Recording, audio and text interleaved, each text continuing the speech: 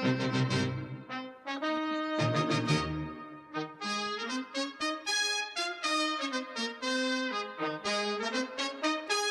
ha constància que Maties Palau-Ferrer va venir als anys 50, almenys en una ocasió aquí a l'Escala, convidat per la seva família. Per una casualitat, la que era en aquell temps la llevadora de l'Escala es havia casat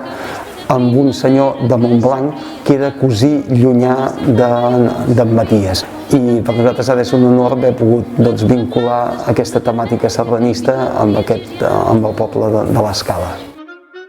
Amb motiu del centenari i d'aquest lligam familiar i sentimental amb l'Escala i aquesta obra sardanista, vam creure convenient